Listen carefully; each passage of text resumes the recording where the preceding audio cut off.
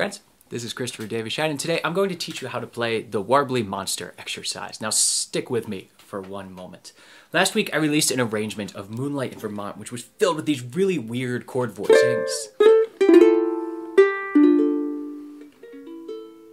And we've all stumbled across chord voicings that our fingers just don't quite want to do, and most of us have figured out how to solve that. We just drill it enough and get some muscle memory as to how to get around these chords, but truly that's only half of the battle.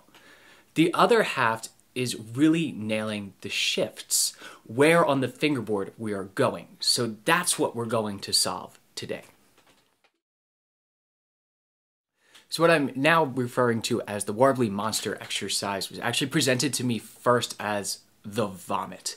And this is something that comes from the string instrument world and is for string instrument players. I learned this as a bass player to learn about our different positions and getting to them accurately on the instrument. And what you do is you go from one note with a single finger sliding into another note in one bow stroke. So you automatically hear this whomp sort of sound, but if your bow isn't doing exactly what it needs to do, you're also going to hear a sound that's kind of like a cat throwing up, and it's really terrible. Now luckily on uke, we don't have to worry about that because we're not playing with a bow. So really when we shift in this exercise, we're just getting a nice slide.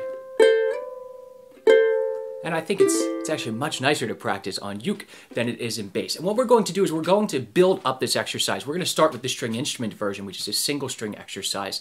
But on uke, we actually generally need to get around chord voicings, not just single notes. So we're going to build it up from the scratch. But let's start with just a single note. For our purposes today, we're just going to use some notes from our C major scale to go up and down the A string to kick off the single string exercise. So it'll sound a little bit something like this.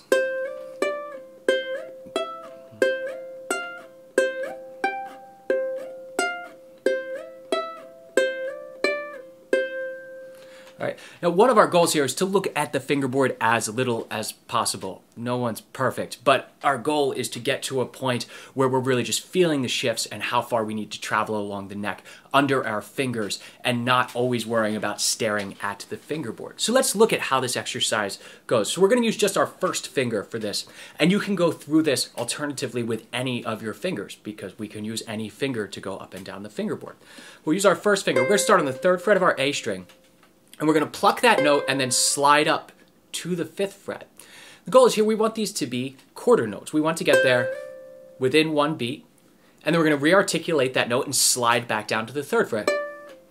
So our first lick is this. Try that with me and try not to look at your hands while you're doing it. 2, 3, 4. All right, and then we're going to do the same thing, but instead of sliding to the 5th fret, we're going to slide to the 7th fret this time. And right back down. Same exact thing. Now, if you lose a little bit of the sound, it's okay. For now, we're keeping pressure down on this string so that we have that warbly sort of sound. So our first lick will be this. Then we're going to go up to the F on the 8th fret. All right, so let's add that one on. 2, 3, 4.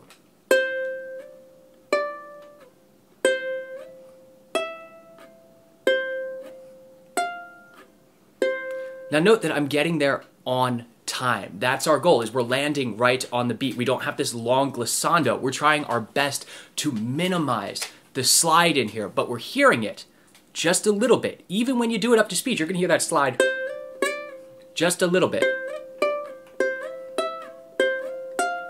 And that's a good thing, because what we're doing is we're keeping contact with the string to help us with a legato feel. Now after this, we'll go from the 7th fret back down, 8th fret back down, and then 10th fret back down. So that's our whole exercise. So now let's try that together nice and slowly in tempo, our single string Warbly Monster Exercise. 1, 2, 3, 4.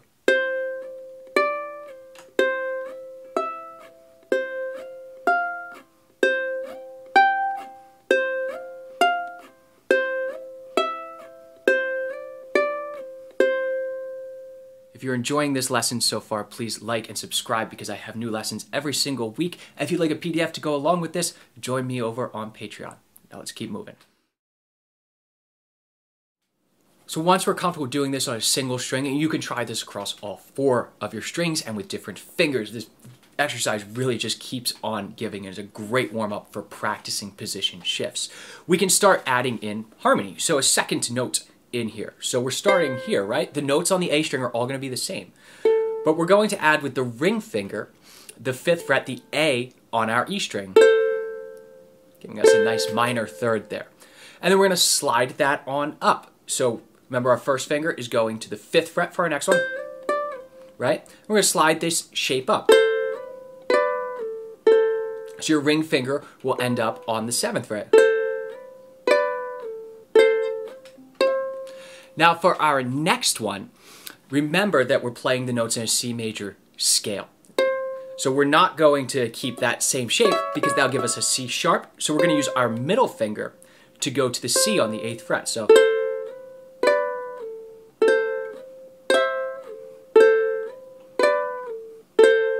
right, so it's going to be 5, 3, 7, 5, and back, and then 8, 7, and then we're all minor thirds up from there. So we have 10, 8, 12, 10, and back down. So our little exercise slowly sounds like this.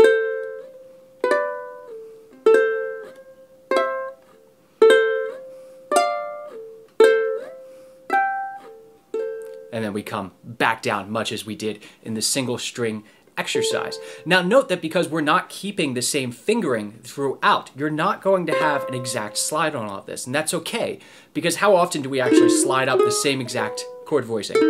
Maybe with diminished 7th chords, but not many other places.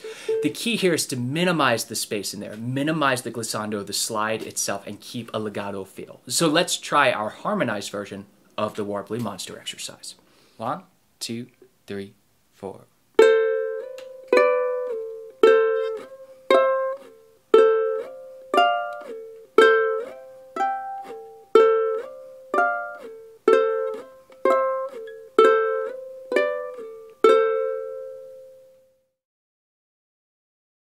So now it's time to add in full chords, and to make life easy, we're going to keep the G string open and just add some more harmony on the C string.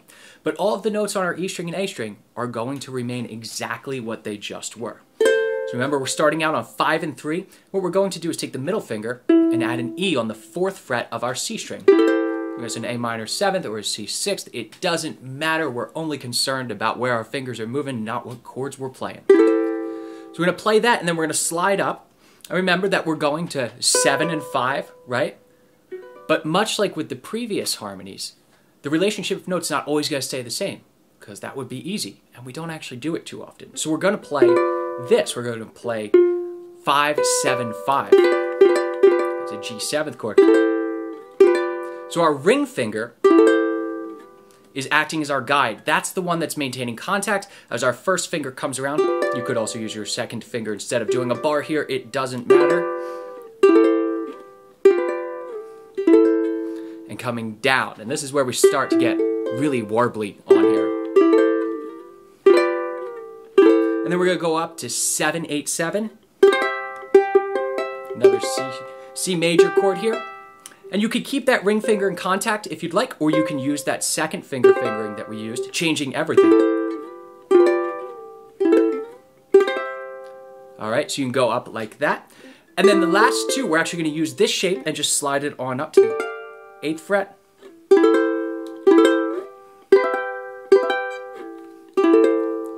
So we're not going to have our nice glissandos here, and it's going to be very tough to keep the sound staying smooth while we're playing this.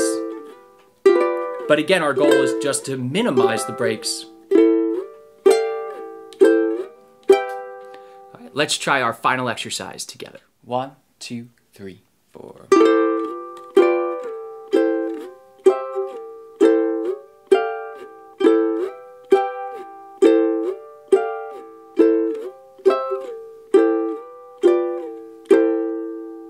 As I mentioned earlier, there's really infinite possibilities with this. You can use different fingerings, you can use any chords you want, but really what we're working on is getting from one place on the fingerboard to another place on the fingerboard. That is our goal, and getting there without looking and with minimizing the dropping out of the sound.